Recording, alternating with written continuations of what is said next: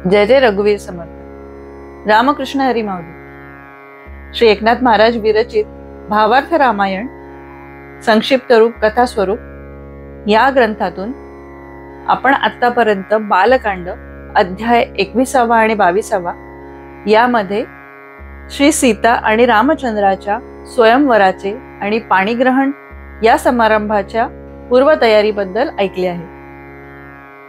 जनकाचे आमंत्रण आल्याबरोबर सर्वत्र आनंदी आनंद पसरला। अयोध्येहून मोठ्या लवाजमासह दशरथ राजा मिथिलेकडे येण्यास निघाला। त्याने आपल्या सोबत अनेक मोठे धनभांडार घेतले होते। या सर्वांसह तो मिथिलेस येऊन पोचला। जनक आणि दशरथ या दोन्ही महान राजाची भेट झाली। या भेटीनंतर त्यांनी आपापल्या कुळाचा परिचय दिला।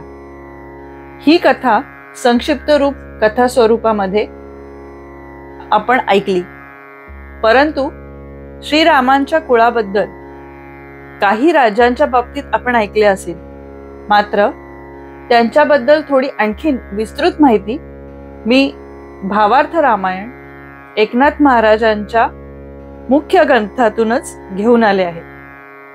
श्रीरामांच्या वंशावळीचा हा छोटासा वृत्तांत म्हणून आपण आज कथाभाग ऐकणार आहोत।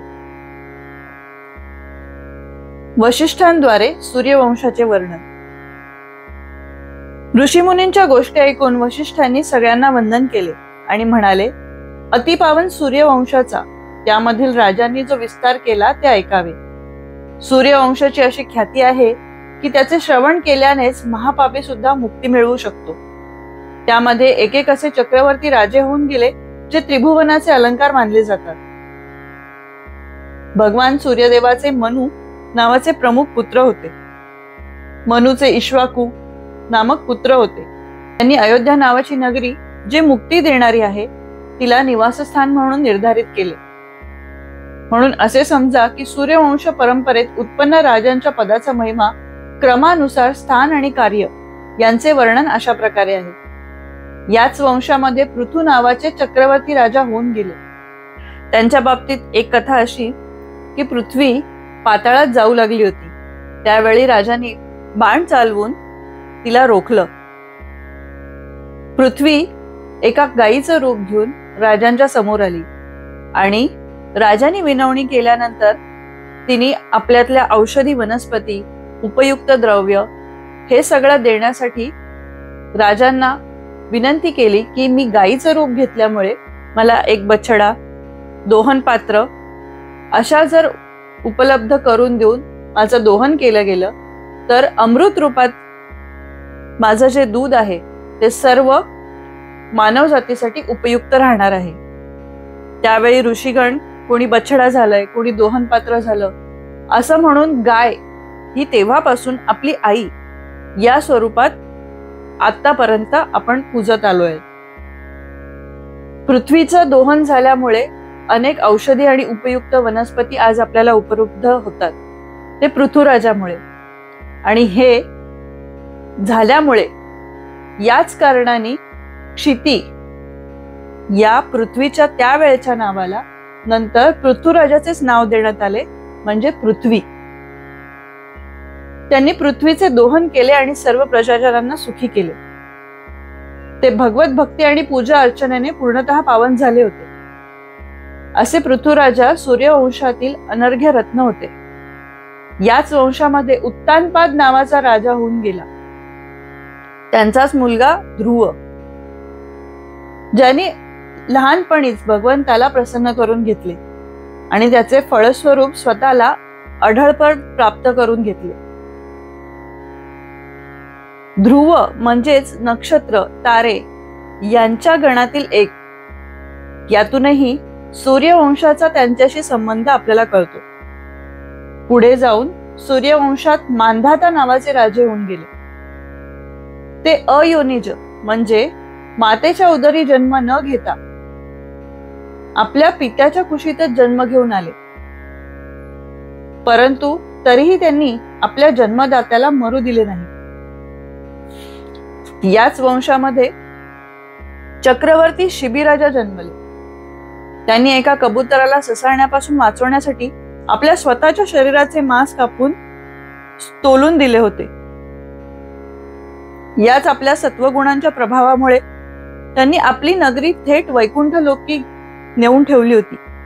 याच अतिपवित्र सूर्यवंशामध्ये हरिश्चंद्र नावाच्या राजाचा जन्म झाला होता. त्यांनी स्वप्नामध्ये विश्वामित्रांना जे दान दिले त्याची यथाविधी पूर्तता त्यांनी जागे झाल्यावर त्वरितच केली.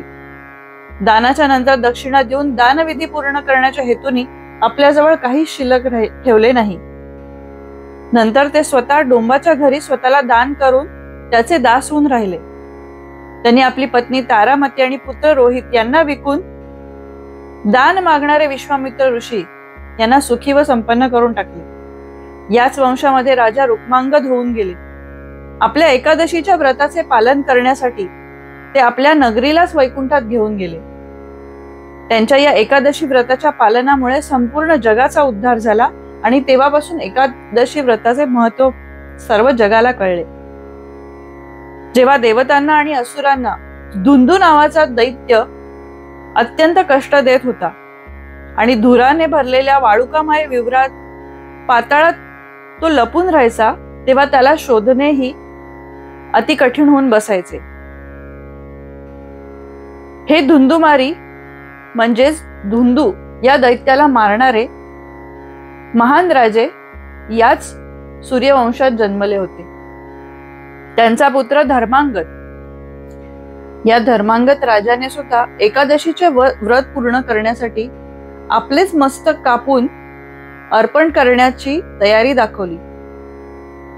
अशा सूर्यवंशातील राजांची प्रगती आणि ख्याती एकानंतर एक वाढतच गेली. याच सूर्यवंशामध्ये अंबरीश नावाचे राजा झाले होते. त्यांनी कठोर द्वादशीचे व्रत करून भगवान नारायणांना गर्भवास भोगण्यासाठी बाध्य केले.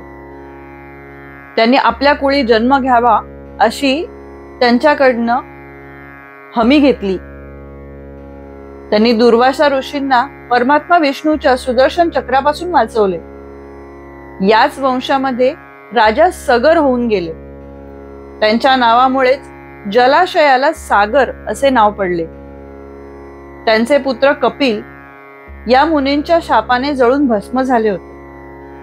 तेव्हा याच वंशातील प्रतापी राजा भगीरथ यांनी त्यांच्या शापापासून उद्धार केला.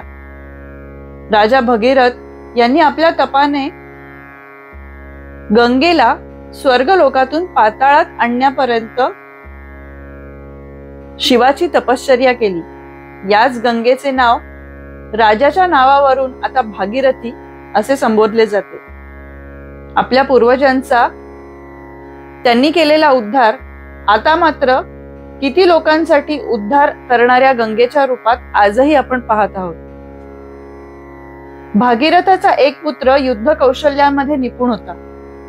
देव आणि दैत्य यांच्यातील युद्धाच्या वेळी इंद्र त्यांना आपल्या खांद्यावर बसून युद्ध करण्यासाठी घेऊन जात.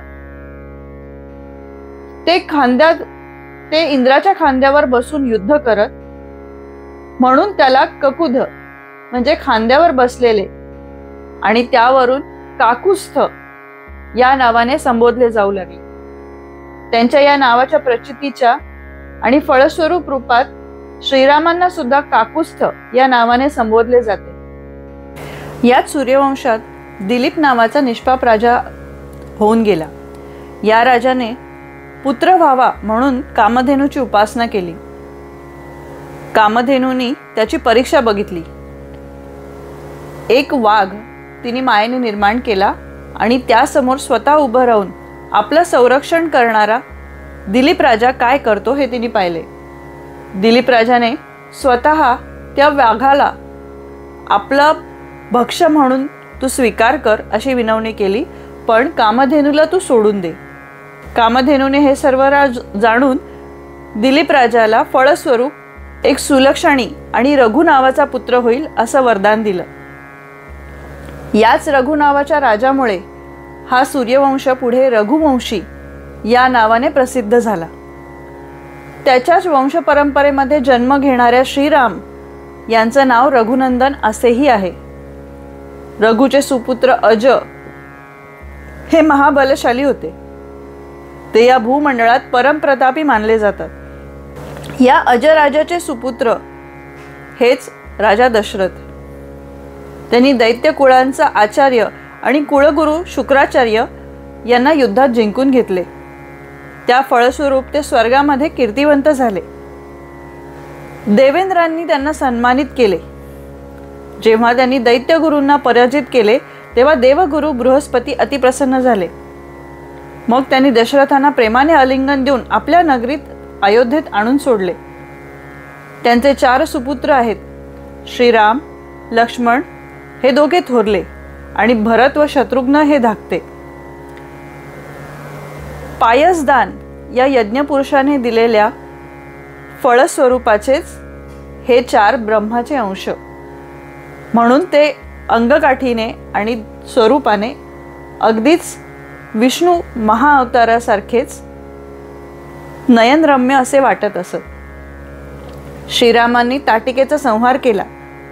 राक्षसांसहित त्यांनी सुबाहूंचा सुद्धा वध केला आणि अमर्याद अशा बळाने रावणाला सुद्धा अपमानित करून टाकले. त्यांनी शिळा झालेल्या अहल्याचा नुसत्या पायाच्या स्पर्शाने उद्धार केला. अशा प्रकारे वशिष्ठ मुनींनी सूर्यवंशी परंपरेचा विस्तार अत्यानंदाने विवरण करून सांगितला. तेव्हा देवगणांनी वरून पुष्पवर्षाव केला आणि त्यामुळे जनकाचे मन आनंदाने भरून गेले. जनकाची कन्या धन्य झाली, जिचा सूर्यवंशामध्ये जन्मलेल्या श्रीरामांबरोबर सुलग्न म्हणजेच मंगल विवाह पार पडणार आहे. आपल्या कुळाचे असे गोड वर्णन ऐकून दशरथ राजांना सुद्धा अत्यानंद झाला. तेव्हा त्यांनी गुरु वशिष्ठांना ओवाळून 1,00,000 कोटी गायींचे दान केले. तेथे उपस्थित अशा ऋषीमुनींनी उठून वशिष्ठांचा सन्मान करून आदराने यथायोग्य उच्च स्थानावर त्यांना बसवले आणि म्हणाले, आपण सूर्यवंशाचे गुरु आहात. आपण या रवी कुळाचे आभूषण आहात. सूर्यवंशी जे जे राजे जन्मले त्यांच्या महान प्रतापाचे वर्णन आपण केले ते सर्व आपल्या कारणाने आम्हाला ऐकायचे सद्भाग्य मिळाले. खरोखरच आपण सद्गुरूंचेही सद्गुरू आहेत.